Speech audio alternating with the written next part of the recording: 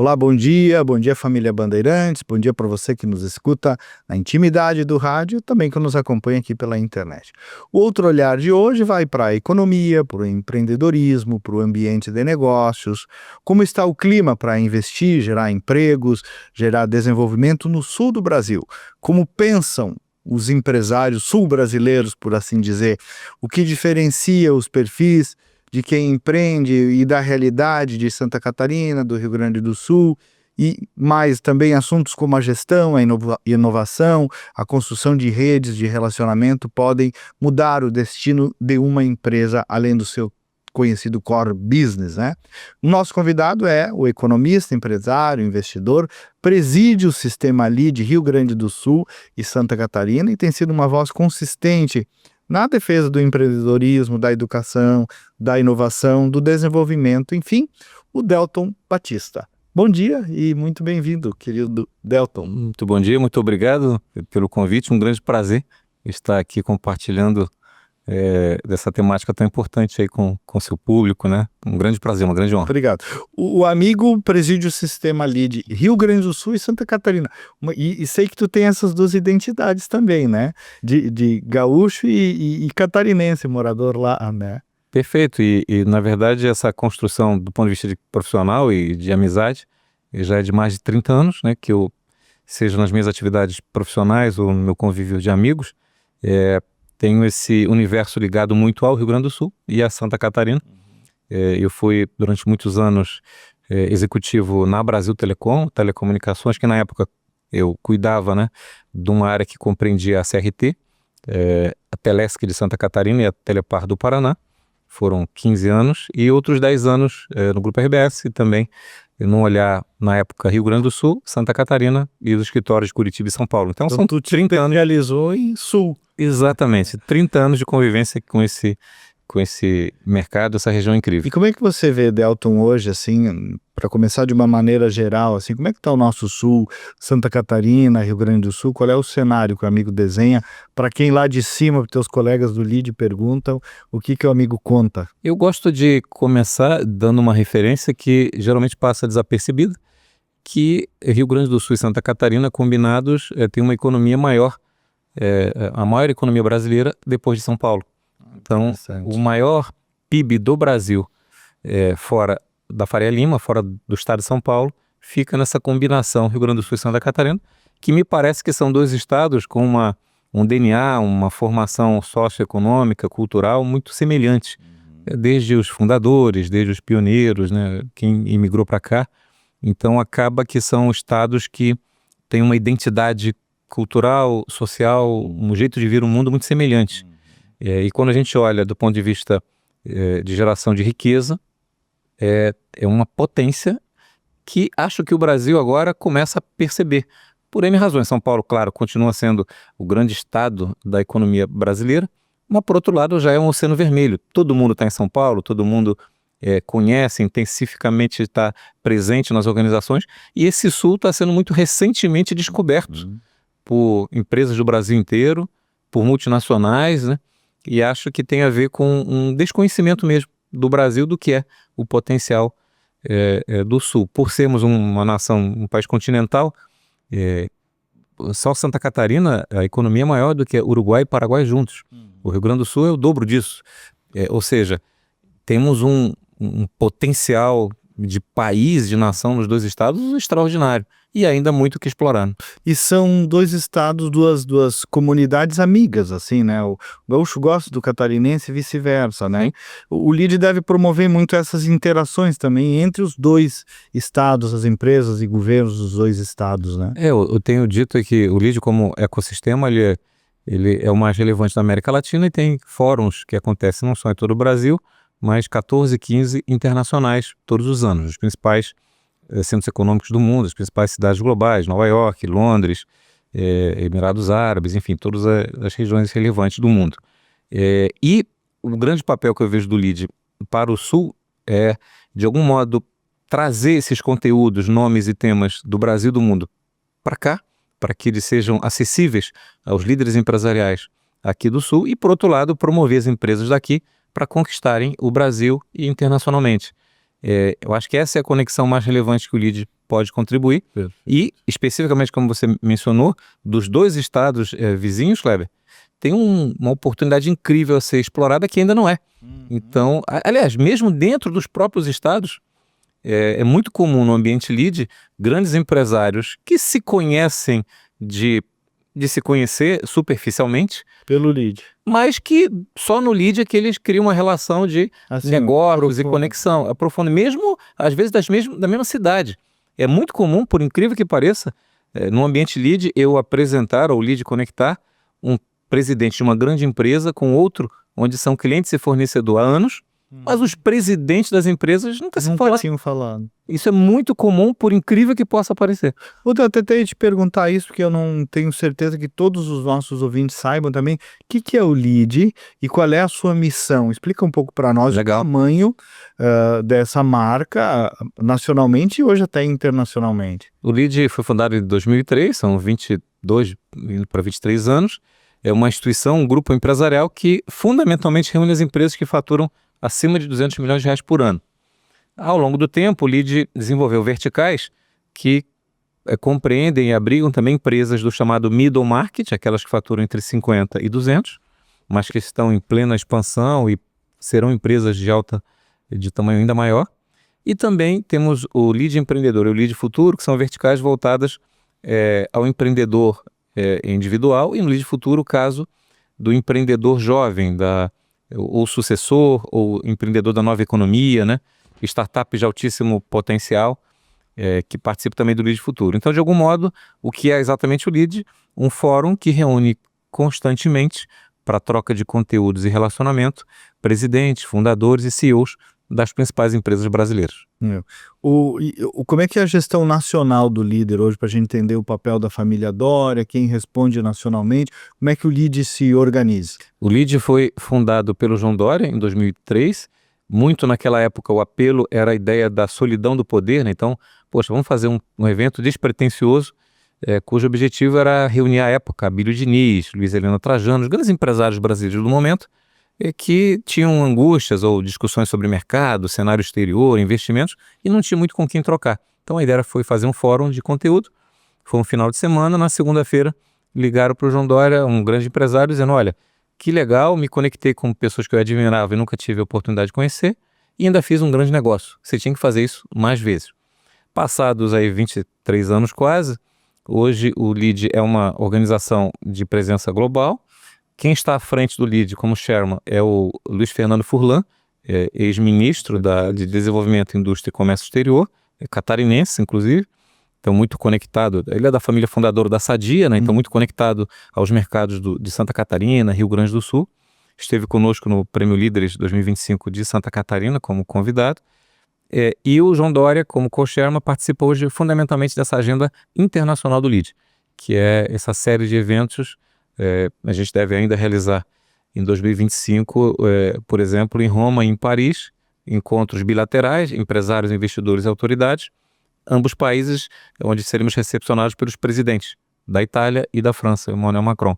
Então, hoje é um sistema que está presente em todas as unidades brasileiras e mais de 25 em todo o mundo, com 39 comitês verticais temáticas que vão desde indústria, agro, tecnologia, mas também assuntos como inteligência artificial, responsabilidade social, LEAD mulher, enfim, todos os temas que de algum modo contribuem para o desenvolvimento do empreendedorismo. Muito bom. Deodato, queria voltar um pouquinho, nós falamos sobre o empresário, a identidade gaúcha, catarinense e tal, e a partir desse olhar do LEAD para o empresário brasileiro, assim, e até para o teu olhar.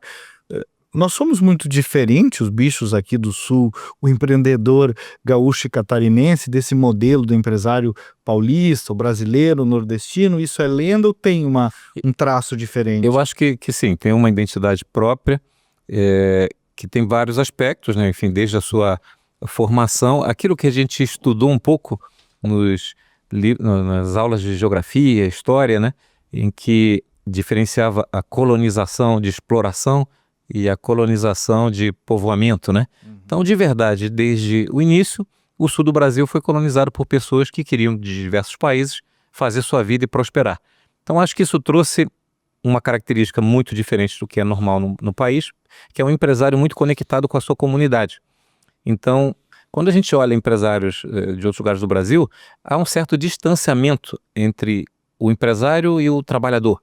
De algum modo aqui, eles sempre tiveram ombro a ombro, crescendo juntos, trabalhando juntos, almoçando juntos na empreitada, Cooperado mesmo. cooperado. Então, nunca teve um grande conflito capital-trabalho, porque, entre aspas, o patrão sempre esteve ali do lado, juntos, crescendo e se desenvolvendo. Passado décadas, né? O que a gente vê hoje, eu resumiria que o empresário, as empresas desse porte, São Paulo, por exemplo, são tradicionalmente empresas de CEOs, de executivos. E aqui são empresas de dono. Então aqui você tem o pai, o fundador, As famílias o filho. proprietárias. Quer dizer, são empresas com gestão profissional, mas que têm um DNA familiar muito relevante, e isso muda tudo, né?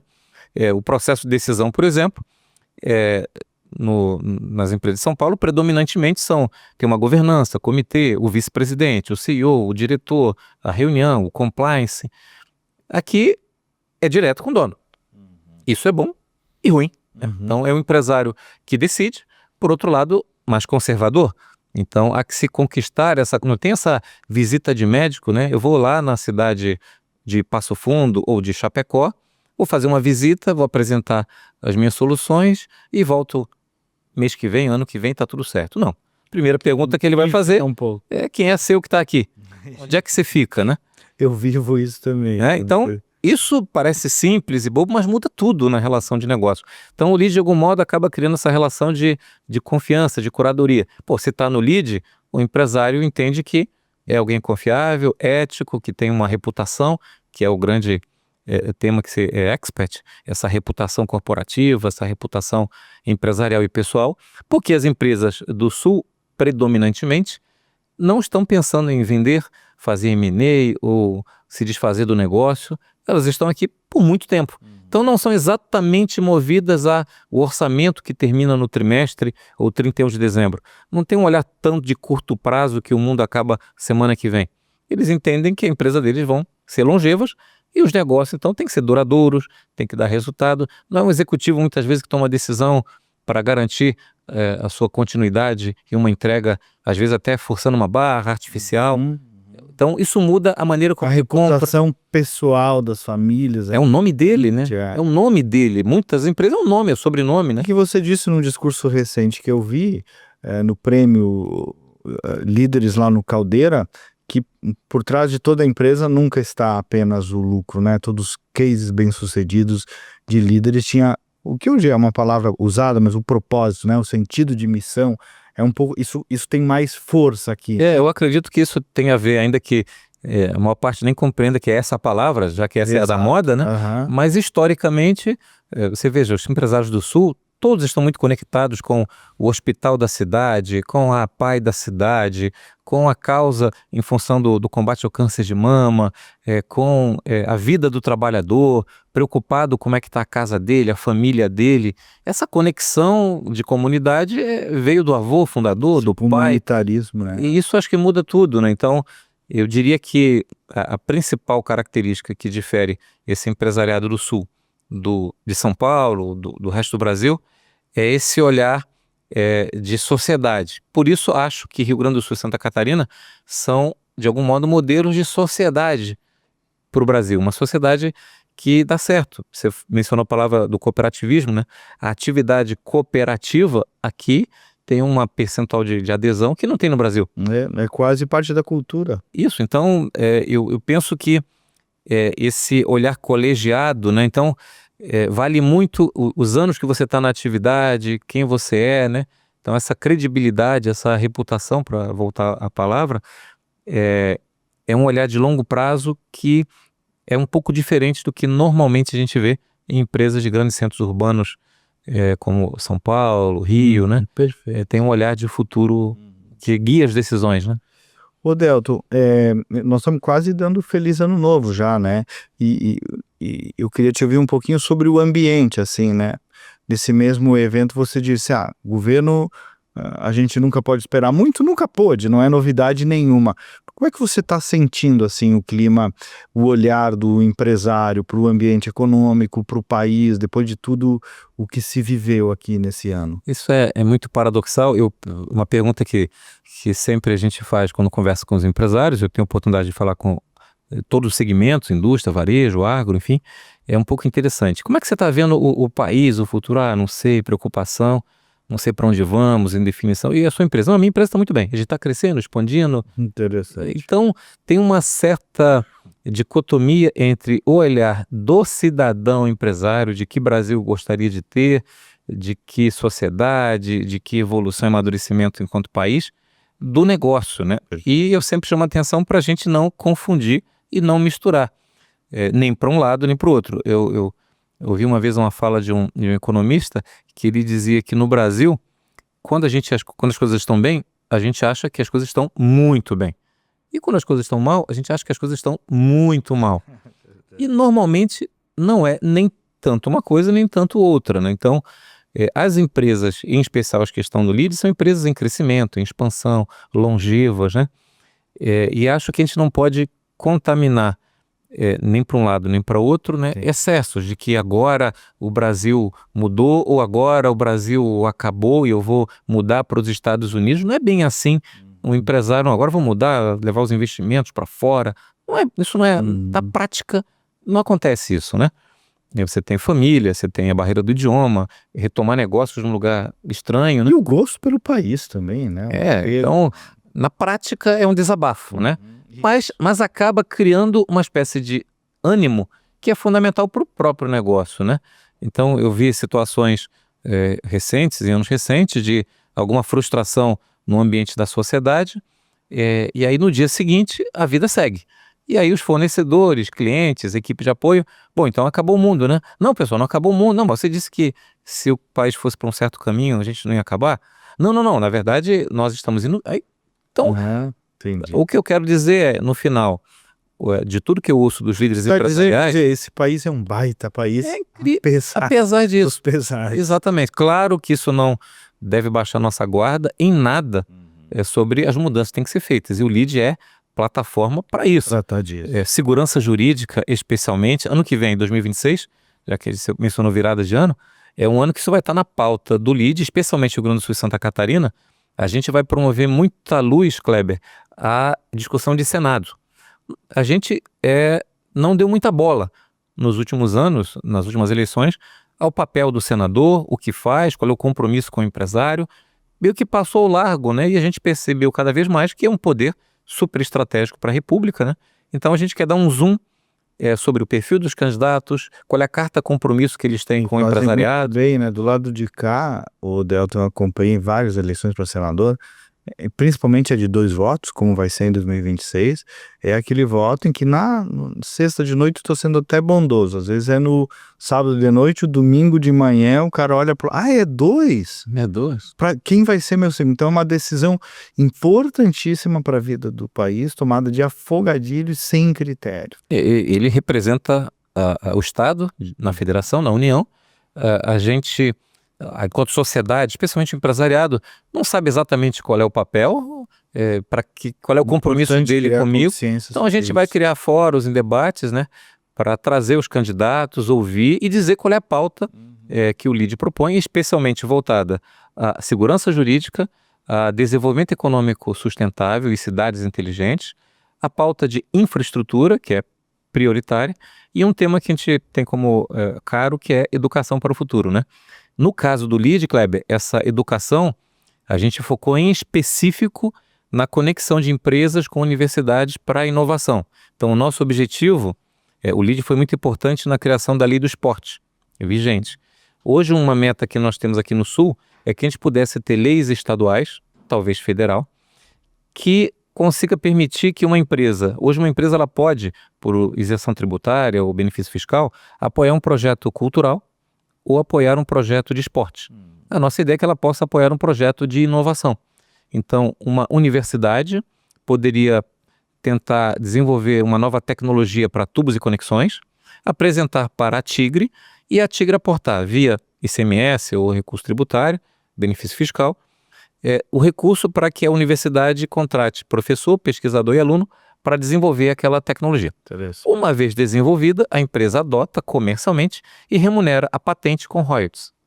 1/3 da receita de Harvard, Stanford e das universidades de Israel vem de royalties de inovação que eles desenvolveram para serem aplicadas por empresas. Isso é usar a inteligência, a metodologia científica das universidades para inovar. Isso daria um salto no Brasil. Uma empresa, então, a Tigre, por exemplo, ou a Manco ou a Crona de Tubos e Conexões, para pegar o exemplo, receberia um projeto de apoio a um evento cultural e artístico, um outro para apoiar o time de basquete da região e um outro para apoiar um projeto de inovação de tubo e conexão. E ela avaliaria com a mesma lógica, a mesma premissa, o mesmo recurso e poderia aportar para uma inovação aplicada. Isso já acontece no mundo inteiro e no Brasil, a universidade está para um lado e as empresas por outro. Ainda bastante.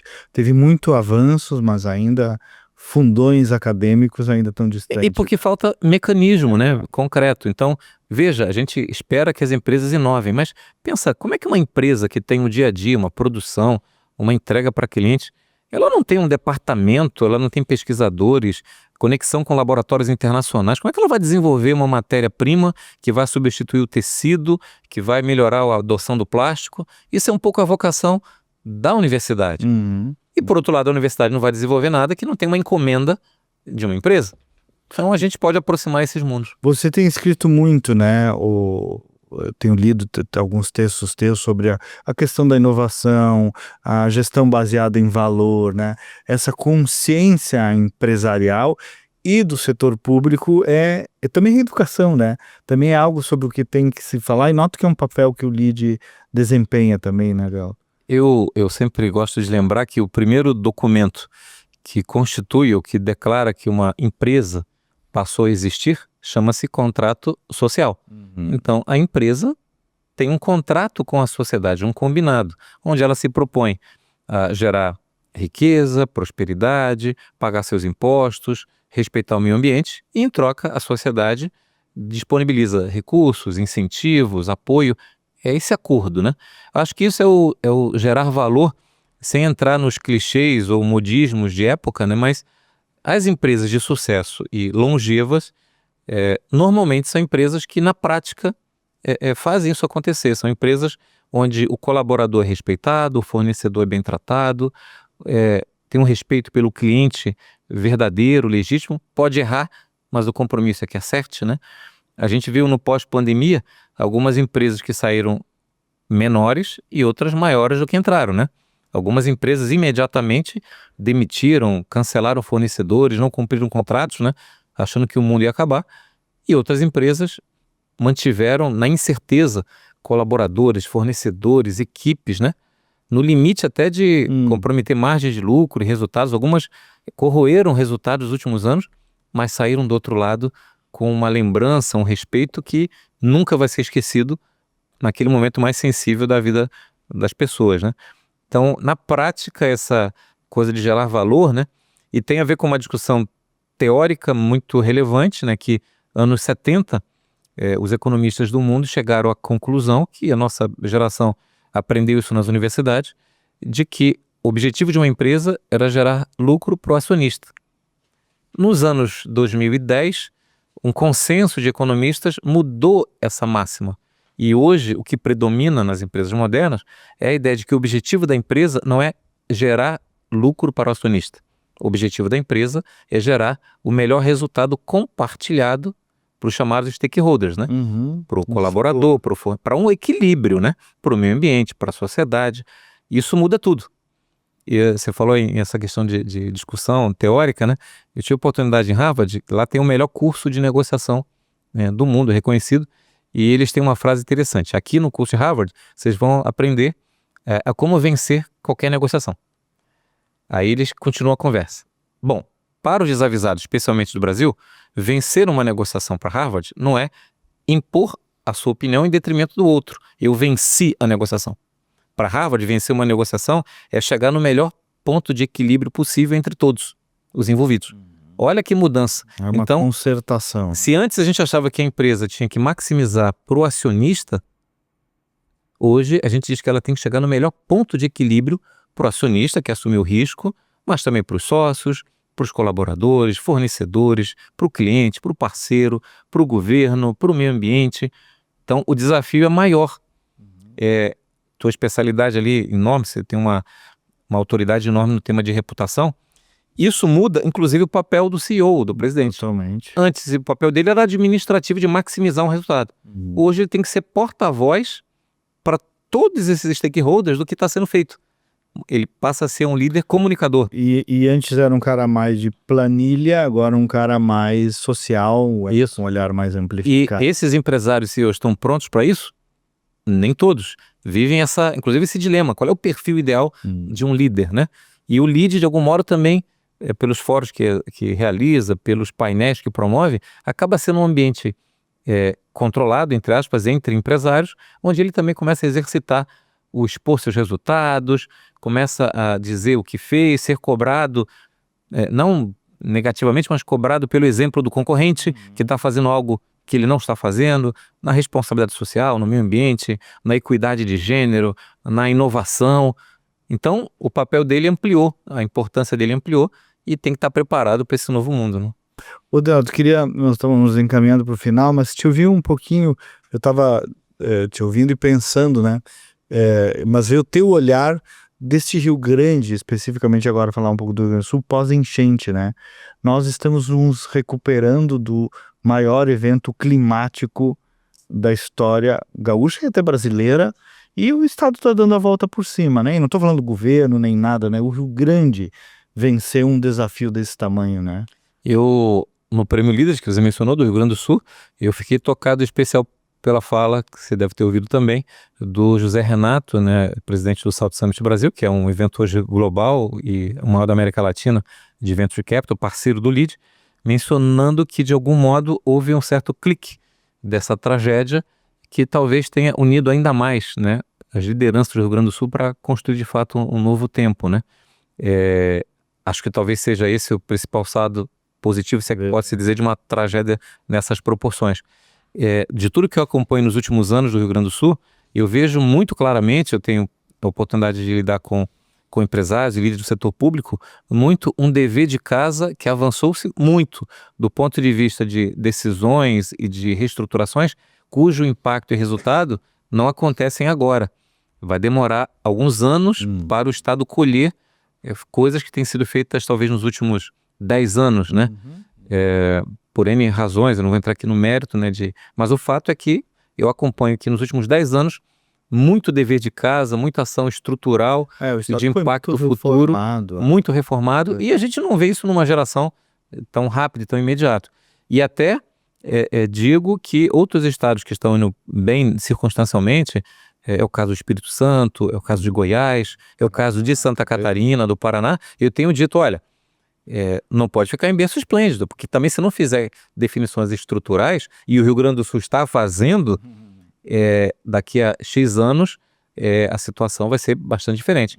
Em especial, Kleber, o impacto desse novo desenho tributário do Brasil, que muda tudo, onde muitos estados, Santa Catarina, Goiás, Espírito Santo, por exemplo, souberam usar muito o modelo atual de atração em função de incentivos fiscais e tributários. Teoricamente, nesses próximos 10 anos, os próximos 8, isso acaba. Vai invertendo. Como que os estados estão se preparando para isso? Estão? Se os estados que estão indo bem ficarem embriagados por esse momento circunstancial, pode perder um time de futuro. E eu vejo que o Rio Grande do Sul tem feito isso de maneira muito competente, né? Então acho que temos um futuro muito positivo. Muito bem. E dá para dar feliz ano novo já, então, né? E claro, receber 2026 com algum otimismo, né, Delto? Eu acho que, de minha parte, assim, de tudo que eu vejo, é esse otimismo pé no chão, né? Isso. É um otimismo do líder empresarial que faz o que está ao alcance dele, abstraindo o que ele não tem. E teremos eleição também, eu digo sempre, cidadão. Eleição é coisa boa. Sim, claro. Né? Que tenhamos eleição, e é isso. Eleições, temos alternância de poder, de gestores, de algum modo, a gente fala muito de liderança, líder, o Brasil também vive a necessidade de um novo tempo de líderes, né? porque a gente precisa de uma nova geração, né? Independente de questões ideológicas, Não só na política, novos também, nomes, em né? várias áreas. E tudo, né? Então, estou bem otimista, mas otimismo pé no chão. Pé no chão, realista. Otimismo real. Elton Batista, presidente do Sistema LEED de Rio Grande do Sul e Santa Catarina, muito obrigado. Feliz ano novo, então. Obrigado você, um grande ano novo aí para você, para todos que nos acompanham. Muito bem, nós voltamos no próximo sábado com mais uma edição. Até lá, bom dia, bom final de semana.